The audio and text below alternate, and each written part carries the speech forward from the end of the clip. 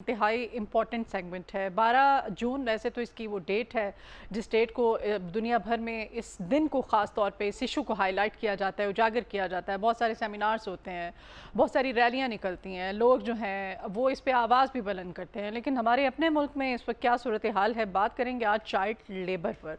Child labour यानी बच्चों से मुशक्क़त लेना एक ऐसा मसला बन चुका है, ये समाजी मसला है हम सबका, जो ना सिर्फ बच्चों के बचपन को मुतासिर करता है बल्कि उनका फ्यूचर को भी तबाह करके रख देता है।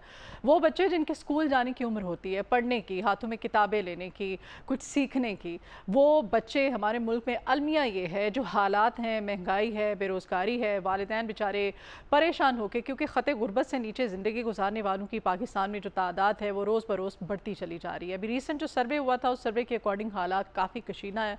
और अभी जो बजट पेश किया गया है, इस बजट ने आवाम को रिलीफ देने के बजाय आवाम को तकलीफ ही दी है हमेशा की तरह। बहरहाल ये एक अलग डिबेट है। हम चाइल्ड लेबर पे बात कर रहे हैं, तो चाइल्ड लेबर की इस पर क्या रेशो है पाकिस्तान के अंदर, और किस तरह से मासूम बच्चों के हाथों में किताबें देने की बजाय उनको काम पर लगा दिया जाता है। और काम पर लगाने वाले ये सरमायादार, ये जागीरदार, ये जो वडेरा शाही सिस्टम है हमारे मुल्क का, ये इन मासूम बच्चों की ज़िंदगियों से जो खेल रहा है, इस पर हमारी कौमी इंसानी हकूक़ की तंजीमें कब तक खामोश रहेंगी? क्या किया जा रहा है हुकूमत की तरफ से, क्या इक़दामात उठाए जा रहे हैं? ओवरऑल सूरत हाल को डिस्कस करेंगे आज के इस सेगमेंट में अपने मॉर्निंग शो में। तो इसी के लिए हमने ख़ास तौर पर इन्वाइट किया है जी आज अपने मॉर्निंग शो में प्रोफेसर डॉक्टर रिजवान सत्तर साहब को। रिजवान साहब, वेलकम करते हैं आपको अपने morning show. Thank you so much. कैसे हैं आप? बिल्कुल ठीक, आप कैसी हैं? रिजवान साहब, हमारा इंतहाई इम्पोर्टेंट ये टॉपिक है। अभी ये प्रोग्राम शुरू होने से पहले हम बात कर रहे थे इकबाल मसीह, मुझे वो बच्चा याद आ गया है। ठीक है, इस तरह की और बहुत सारी स्टोरीज है, वो तो हाईलाइट हो गया। ठीक है, तो आज किताबों में हम उसे पढ़ते हैं, सोशल मीडिया पर पढ़ते हैं। बहुत सारे ऐसे बच्चे हैं, बहुत सारे इकबाल मसीह हैं हमारी सोसाइटी के अंदर। क्या इस वक्त रेशो है? जो चाइल्ड प्रिवेलेंस की आप बात कर रही थी, तो इस वक्त 86 लाख बच्चे एक सर्वे के मुताबिक पाकिस्तान में चाइल्ड लेबर का शिकार हैं। या यूं कह लें कि हर पाँच, और इसी के अंदर एक रेशो ये भी है कि हर पाँचवें घर में एक बच्चा या बच्ची एम्प्लॉयड है जो चाइल्ड लेबर घरों के अंदर होती है ख़ास तौर पे। और वो इतनी नॉर्मलाइज्ड है कि इसके ऊपर ना मिडिल क्लास को कोई फ़र्क पड़ता है, ना अपर क्लास को कोई फ़र्क पड़ता है। और वो उनको साथ साथ लेके अपने बच्चों की देखभाल के लिए या अदरवाइज़ घर के कामों के लिए फिरते हैं। और हमने फिर बहुत सारी वीडियोज़ या स्टोरीज़ सोशल मीडिया पे वो भी देखी हैं जहाँ उनके साथ इस तरह से सलूक किया जाता है जैसे वो इंसान नहीं होते, सेकंड क्लास सिटीज़न होते हैं। उनको बहुत साइड पे बिठा दिया जाता है और ख़ुद अपने बच्चों के साथ खाना खाया जाता है और उनको पीछे बिठाया जाता है और अलग से उनको ट्रीट किया। सेम एज के होते हैं, इंसान हैं, ठीक है, सेम कह लें कि वही मुल्क है, सेम मज़हब है। लेकिन वहाँ पे जब क्लास की बात आती है वहाँ पे वो और फिर हम कहते हैं कि हम लोग ही वो होते हैं अनफॉर्चुनेटली जो लोगों को ये दर्स दे रहे होते हैं कि जी इस्लाम ने तो ये कहा है कि सारे बराबर हैं, इसमें हमें किसी के साथ वो अदम मसावात नहीं करनी चाहिए, लेकिन हम खुद वो सारा कुछ कर रहे होते हैं। बिल्कुल, और अफसोसनाक सूरत हाल है। आप किसी भी घर में देख लें, इवन आपने बड़ा अच्छा यहाँ पे पॉइंट रेज किया है कि मेड जिसे हम कहते हैं, वो हर 5 में से कम 3 घरों में तो मस्ट होंगी ना, या बच्चा होगा, लड़का होगा या लड़की होगी। 5 में से 1 घर में सर्वे कहता है कि है। हाँ, सर्वे के अकॉर्डिंग जो आप बता रहे हैं। तो आप यकीन करें हमारी अपनी बिल्डिंग के अंदर, ठीक है, अगर मैं देखूं तो अगर वहाँ पे 4 घर हैं तो एक घर में मेड है, ठीक है, और वो आपकी बच्चों की एज फेलो है, लेकिन वो सारा दिन काम करती रहती है। ठीक है, तो ये क्या है, हुकूमतें हमारी क्या सोई हुई हैं? नहीं, देखें, इसमें पॉलिसीज़ हैं, कवानीन हैं। असल सवाल जो है वो ये है कि इम्प्लीमेंटेशन नहीं है। अच्छा, इम्प्लीमेंटेशन क्यों नहीं है? और असल सवाल ये है कि क्या इम्प्लीमेंटेशन पॉसिबल है भी कि नहीं है। तो इससे पहले हमें ये देखना पड़ेगा कि मुल्क के हालात जो हैं, ख़ास तौर पे इसकी बहुत बड़ी वजह है गुर्बत। तो जब पावर्टी है और एक डिसल्यूजनमेंट है, मैं कहूँगा एजुकेशन सिस्टम के साथ, कि जो पेरेंट है वो कहता है कि मैंने अपने बच्चे को पढ़ा के डिग्री दिलवा के उसके ऊपर इतना पैसा खर्च करके कल कलां को अगर उसको नौकरी नहीं मिलनी तो बेहतर है ना कि वो आज ही किसी वर्कशॉप पे चला जाए या किसी जो है घर में काम कर ले। और अच्छा, अभी केपीके में केपीके में एक सर्वे हुआ है, उन्होंने कॉजेज़ जानने की कोशिश की है कि क्यों लोग अपने बच्चों को बच्चा मजदूरी के ऊपर लगाते हैं। तो उसमें 2-3 जो बड़ी वजह थी, एक तो थी गुर्बत, कि लोगों के पास पैसे नहीं थे तो कहते थे चले 100-200 रुपया ही रोज़ का लेके आए। हाँ। दूसरा ये था कि जो पेरेंट्स थे जो बच्चे मजदूरी कर रहे थे उनके पेरेंट्स भी पढ़े लिखे नहीं थे, तो वो एजुकेशन की इंपॉर्टेंस को उस तरह से समझते नहीं थे। तीसरा ये था कि जो पेरेंट्स जो वालिद था वो कहीं किसी दूसरे शहर में काम करता था, तो पीछे से बच्चा जो है वो उसकी देखभाल नहीं होती थी, तो वो स्कूल जाने की बजाय किसी मजदूरी पे जाता था। और चौथी वजह ये थी कि वालिद जो है वो उसकी डेथ हो चुकी थी, तो वो बच्चे मजबूर थे कि वो ये काम करें। और बहुत सारी फैमिलीज़, सर्वे में ये लिखा हुआ है कि बहुत सारी फैमिलीज़ ऐसी थी जो पहले ही बेनज़ीर इनकम सपोर्ट प्रोग्राम से पैसे लेके गुजारा कर रही थी और वो अपने बच्चों को मजदूरी करवा रही थी कि कल कलां को बजाय इसके कि ये स्कूल भेजें, ये किसी वर्कशॉप पे चले जाएं, किसी फैक्ट्री में चले जाएं और वहाँ जाके 200-400 रुपया जितना भी लेके आते हैं वो लेके आएँ। अब इसकी दूसरी साइड ये है कि लोग इनको एम्प्लॉयमेंट देते क्यों हैं, बच्चों को क्यों रखते हैं, इसमें उनका क्या इंटरेस्ट है। हाँ। कि आपने अगर एम्प्लॉयमेंट देनी है तो आप क्यों नहीं 18 साल से ऊपर वाले को दे रहे हैं, बच्चे को क्यों रख रहे हैं। आप कोई नौजवान रखें, हाँ, आप कोई आदमी रखें, क्यों ऐसा करते हैं। तो वो बड़ा इंटरेस्टिंग है। वो इसलिए ऐसा करते हैं कि एक तो बच्चों को एक्सप्लॉयट करना बहुत ईजी है, एक्सप्लॉयट इन अ वे कि आप उनसे एक्स्ट्रा आवर्स काम ले सकते हैं, डांट सकते हैं, अपने मुताबिक उनको दबा सकते हैं, जहनी तौर पर, जिस्मानी तौर पर। हमने जिस्मानी तशद्दुद के बहुत सारे वाक़यात चाइल्ड अब्यूज़ के टीवी चैनल्स पे देखे हैं, अखबारात में देखे हैं, सुने हैं, पढ़े हैं। तो एक तो ये है। और दूसरा ये बहुत बड़ा फ़ायदा है सरमायादार को भी, जो फैक्ट्री मालकान है वो भी, हालांकि लिखा होता है उन्होंने, आप फैसलाबाद में, चूँकि मैं फैसलाबाद से हूँ, फैसलाबाद जाए ना तो फैक्ट्री के बाहर लिखा है कि 18 साल से बच्चे, 18 साल से कम उम्र बच्चों की यहाँ पे कोई जो है ना वो मजदूरी नहीं कर सकते। लेकिन आप फैक्ट्री के अंदर चले जाएँ तो वो कर रहे हैं। अच्छा, उसकी एक और बहुत बड़ी वजह ये है कि सरमायादार पैसे बचाता है। वो अगर 18 साल से ऊपर वाले को रखेगा तो वो उसको पे ज़्यादा करना पड़ेगा। तो वो बच्चों को कम पे के ऊपर ज़्यादा काम उनसे लेते हैं। इसमें हमारा जो लेबर डिपार्टमेंट का उसका बहुत अहम रोल है। एक चाइल्ड प्रोटेक्शन खासतौर पे भट्टों के ऊपर भी है, फैक्ट्रियों के ऊपर, वर्कशॉप्स के ऊपर, हर जगह पे है। हमारे 25 मिलियन बच्चे जो हैं वो स्कूलों से वैसे ही बाहर हैं। पाकिस्तान दुनिया में वो वर्स्ट कंट्री है जहाँ पे सबसे ज़्यादा बच्चे आउट ऑफ स्कूल हैं। अच्छा, इस चीज़ को जो यूँ कह लें कि और हवा देती है, इस चीज़ को जो बढ़ाती है, वो है क्राइसिस।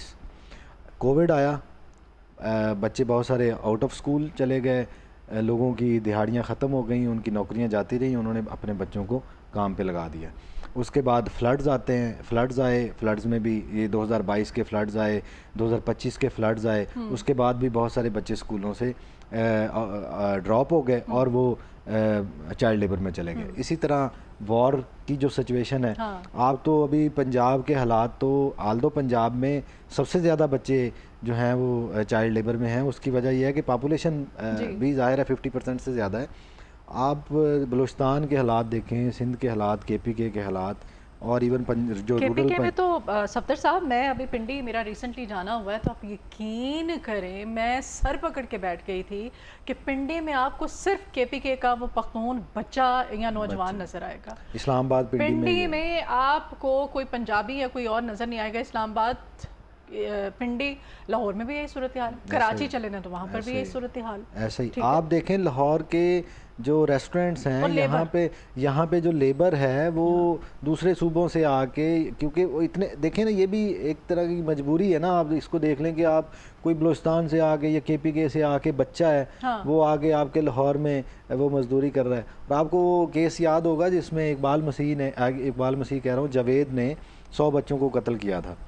अच्छा, वो बच्चे थे जिनको मैंने उसकी स्टोरी पढ़ी, तो वो बच्चे थे जिनको वो टारगेट करता था, जो घरों से भागकर या दूसरे सूबों से लाहौर में नौकरियां ढूंढने या काम ढूंढने आते थे।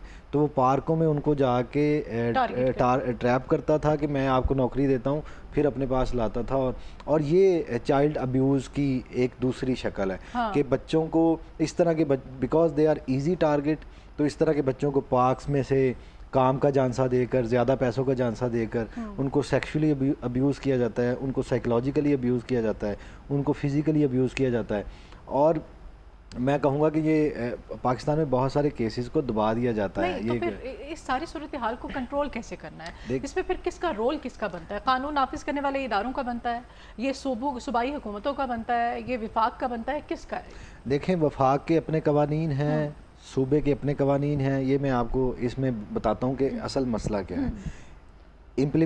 कवानीन हैं, पॉलिसीज़ हैं, इदारे हैं, इम्प्लीमेंटेशन का मसला है। मुफ्त की तनख्वाहें ले रहे हैं, बैठे हुए हैं, नहीं, चिल कर रहे हैं, काम अगर चिल कर तो रहे वो होते कर ही रहे हैं। मैं बताता हूँ, ग्राउंड फिर इस तरह ना होता। मैं बताता हूँ। अच्छा, लेबर डिपार्टमेंट का ये काम है कि वो ये जो वर्कशॉप्स के ऊपर, फैक्ट्रीज़ के अंदर या मुख्तलिफ कारखानों में जो बच्चे काम कर रहे हैं ख़ास तौर पे, और जो अगर लेबर के राइट्स मीट नहीं हो रहे तो वो फैक्ट्रियों को चलान करें, उनको जुर्माने करें। अब वो जाते हैं, चाय पीते हैं, पैसे लेते हैं, वापस आ जाते हैं। उनको इससे कोई लेना देना नहीं है कि वो, अच्छा, उसकी एक बहुत बड़ी वजह ये है कि चाइल्ड लेबर डिपार्टमेंट के अंदर जो वर्क फोर्स है वो बहुत कम है, और करप्शन ऐसे ही है जैसे बाकी सारे डिपार्टमेंट्स के अंदर है, तो करप्शन बड़ी रैम्पेंट है।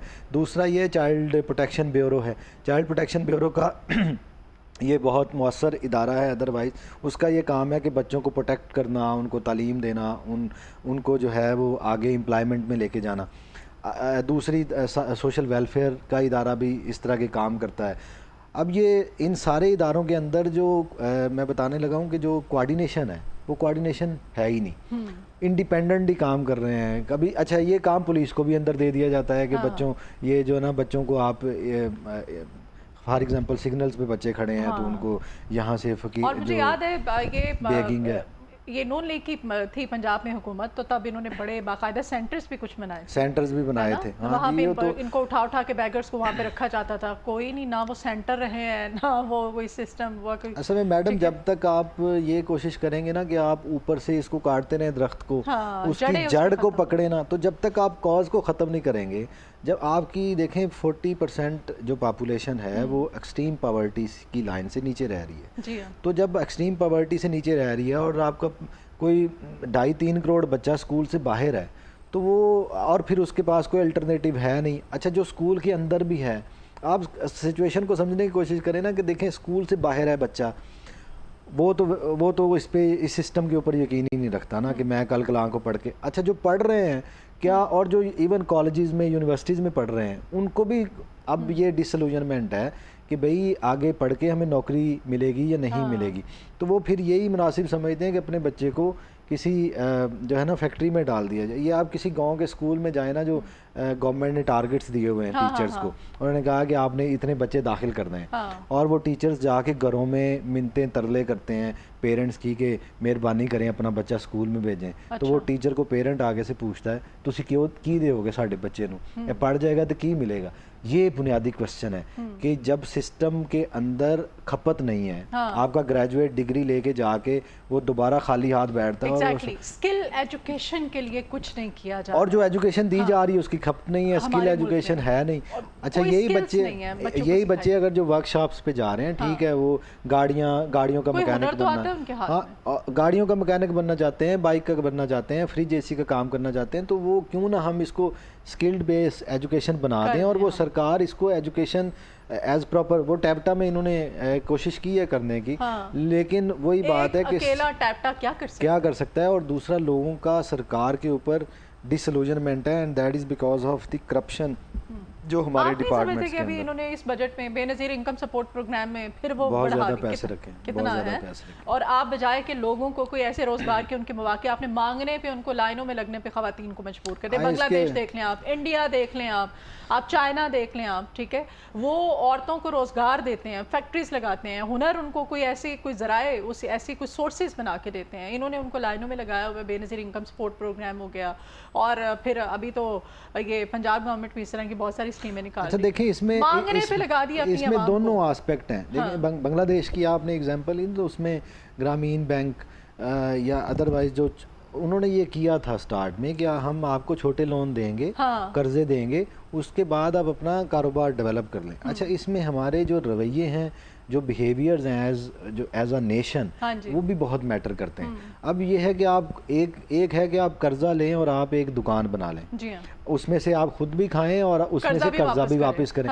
दूसरा ये है कि आप कर्जा लें और एसी लगवाएं और सारी गर्मियां बैठ के अब बाद में आप कहें कि मर गए, लुट गए, और ये तो ये हमारा एक अमूमी रवैया है कि हम ने रोते धोते रहना है, और हमने कहना है कि हाँ, हमने 4 दिन से रोटी नहीं खाई, खाना ही नहीं खाया, तो हमारा एक ना, हाँ, रवैया है। तो ये दूसरा क्रिटिसिज्म इसके ऊपर ये है कि आप लोगों को बजाय इसके कि मछली पकड़ना सिखाएं, आप उनको मछली पकड़ के दे रहे हैं, तो वो डिपेंडेंट हो रहे हैं सरकार के ऊपर। आप बहुत ज़्यादा जितनी देर डिपेंडेंट नहीं रख सकेंगे ना लोगों को, इसमें लोगों को तो भी इसीलिए फिर इस तरह के मंसूबे बनाते हैं ना। अगर इन्होंने 100 रुपये का मंसूबा बनाया है तो फिर उसमें से 70 खुद रखते हैं, 30 बीच में बांट देते हैं, और वो ये हुकूमतों तो का इसमें डिलीवरेबल ये होना चाहिए कि जिनको कर्जा मिल रहा है उनकी कोई मॉनिटरिंग हो, या उनको ये कहा जाए कि अगर आपने एक सर्टेन पीरियड के बाद इसको फॉर एग्जांपल कोई काम शुरू ना किया, कोई दुकानदारी ना की, या कोई छोटा मोटा बिजनेस ना किया, तो फिर आपको कर्जा नहीं मिलेगा। अच्छा, वैसे सफदर साहब मैं यहाँ पे ये, और इस पे भी हमें एक अलग हमें सेगमेंट रखना चाहिए, एक अलग ये बड़ी एक डिबेट होनी चाहिए इस पे। ये जो कर्ज़ों की आप बात कर रहे हैं ना, ये लोन, ये कर्जे, ये सब भी ना वो जो उनकी अपनी ऊपर से जिनकी सिफारिशें होती हैं ना, ये तगड़ी को पीछे उन्हीं को मिलते हैं, आपको और मुझे शायद ना मिले। नहीं, इसमें पॉलिटिक्स बड़ी मेरिट पे कोई नहीं है, पॉलिटिक्स इन्वॉल्व है ना इसके अंदर। फॉर एग्जांपल जिस हल्के में जिस यूनियन काउंसिल में कर्जा मिलना है ना, उसमें जो सर्टन पार्टी के लोग होंगे वो अपने बंदों को, अपनी फैमिलीज को देंगे ताकि वो उनको वोट करें। तो इसके अंदर बहुत सारी पॉलिटिक्स इन्वॉल्व। और ये जो सरकार अदरवाइज कर्जा दे रही है उसमें भी आपकी बात ठीक है, कुछ आम लोगों को मिल जाते हैं, लेकिन वो कुछ ही होते हैं, बाकी वो जाहिर है वो होते हैं। और ये जो बड़े बड़े कर्जे लेने वाले हैं ना, ये कर्जे माफ करवाते हैं, आम लोगों को फिर भी वापस करने पड़ जाते हैं। ये 50,000 लाख रुपया जो बेचारे गरीब लेते हैं, उनको तो देना ही पड़ता है। अभी मेरे एक दोस्त थे, उन्होंने ये घर बनाने के लिए कर्जा लिया था, मिल गया था उन्हें, उनको 15 लाख रुपया कर्जा मिला। 15 लाख में घर बन, अब उस बेचारे ने 2 किस्तें दी थी। 15 लाख में घर बन सकता है, बस वो कम से कम था ना ये जो अपना घर स्कीम। उस बेचारे ने 2 किस्तें दी थी, हार्ट अटैक हुआ, उसकी डेथ हो गई। ठीक है, अब अभी तक इतनी कोशिशों के बावजूद वो कर्जा अभी तक वो हो नहीं, क्योंकि वो उसकी वाइफ के नाम था प्लॉट, तो वो उसका कर्जा माफ़ नहीं हो सका। तो क्योंकि अगर कोई बड़ा सरमायादार होता तो वो 15 करोड़ भी माफ़ करवा लेता, वो जिंदा भी रहता और माफ़ भी करवा लेता। तो ये मसला है। तो ये एक कम्प्रीहेंसिव लॉन्ग टर्म जो चाइल्ड लेबर की हम बात कर रहे हैं, तो चाइल्ड लेबर के हवाले से एक कम्प्रीहेंसिव लॉन्ग टर्म पॉलिसी बनाने की ज़रूरत है सरकार को। और उसकी जो ख़ास तौर पे पॉलिसी ओवर लेजिस्लेशन है पहले ही, जो हमें इम्प्लीमेंटेशन की मोडालिटीज़ हैं वो देखने की ज़रूरत है कि भाई ये इम्प्लीमेंट कैसे होगा। और जो मुख्तलिफ सरकार के डिपार्टमेंट्स हैं उनके अंदर एक कोऑर्डिनेशन की ज़रूरत है। वो अपने तौर पे काम कर रहे हैं, वो अपने तौर पे काम कर रहे हैं, वो अपने तौर पे। और हर बंदा जब मीटिंग होती है इतने शानदार स्टैटिस्टिक्स लेके आता है, चूँकि मैं इन मीटिंग्स में जाता रहता हूँ वन वे और दी अदर, तो यूँ लगता है कि पाकिस्तान में तो कोई मसला है ही नहीं। स्टैटिस्टिक्स की हद तक जो है वो सारे मसले हल हो जाते हैं, लेकिन ग्राउंड रियलिटीज़ जो हैं वो मुख्तलिफ। तो ये जो एक ये भी मसला है कि ये जो हमारी रूलिंग क्लास है, इसको जो हमारा सरकारी मुलाजम है जो या जो ब्यूरोक्रेसी है, वो इस तरह डिसलूजन में रखती है स्टैटिस्टिक्स में। क्योंकि आप ग्राउंड के साथ जुड़े हुए लोग हैं ना, हमें दुनिया जो रूलिंग क्लास है उसकी तो अपनी एक दुनिया है ना, तो वो उस दुनिया अब उन्होंने तो पैसे हैं, हमारे टैक्सेस और हैं। उन्होंने मेरे ऊपर रिलाई करना ना कि मैं सरकारी मुलाजिम हूँ, तो मैं जो उनको बताऊंगा वो मेरे ऊपर ट्रस्ट करेंगे, रिलाई करेंगे कि भाई हाँ ये फलां इदारे का हेड है, तो ये जो बता रहा है ये स्टैटिस्टिक्स ठीक होंगे। वो स्टैटिस्टिक्स भी इकट्ठे करने के हमारे अजीबोगरीब तरीके हैं। मतलब दुनिया पूरी अदादोशुमार पे चलती है, पाकिस्तान में आप अदादोशुमार के ऊपर भी यकीन नहीं कर सकते। अच्छा, एक और तबका भी है, इतने मैनिपुलेटेड होते हैं। अच्छा सफदर साहब, एक और तबका भी है, उस पर भी शॉर्ट कमेंट्स आपसे चाहूँगी जाते जाते, जिनको हमने 14 सरफ लाने पे लगाया होता है वो जो चाइल्ड लेबर है उस पर क्या कमेंट करेंगे? हाँ, वो जाहिर है, वो ये तो हमारे हर वो जाओ तुम 100 रुपये में से 80 की चीज़ ले और 20 रुपये तुम रख लेना। और इसके अंदर वही बात है कि ये जो अच्छा वो 20 रुपये ना दो ना तो फिर काम भी नहीं होता वो काम तो ये बच्चों को आप फिर लगा देते ना इस चीज़ पे। और इसी चीज़ में बच्चों को ये जो खुदा न खास्ता कसूर जैसे वाक़यात फिर इसी तरह के आते हैं कि वो सेक्सुअली अब्यूज़ किया जाता है, थोड़े बहुत पैसों का लालच दे के उनके साथ फिर जो है वो इस तरह की ज़्यादती की जाती है। और फिर ये होता ही है कि जब इस तरह का केस आता है उस वक्त इतना शोर मचता है सोशल मीडिया के ऊपर, असम्बली में भी तकरीरें होती हैं जज्बाती, लेकिन कोई लॉन्ग टर्म पॉलिसी नहीं है। मुझे तो लगता है कि ये जो पावर में लोग बैठे हैं वो भी शायद दिल छोड़ गए हैं कि कुछ नहीं हो सकता, क्योंकि जब तक हमारे मुलाजमों के हमारे एज अ कौम रवैये ठीक नहीं होने ना, हमारी कोई मॉरल स्टैंडिंग नहीं होनी, हमारे कोई एथिक्स नहीं होने जो कि वी हैव लॉस्ट, तो मेरा ख्याल है ये मसले हल नहीं हो सकते। बहुत शुक्रिया प्रोफेसर साहब आपके आने के लिए, आपने हमें टाइम दिया।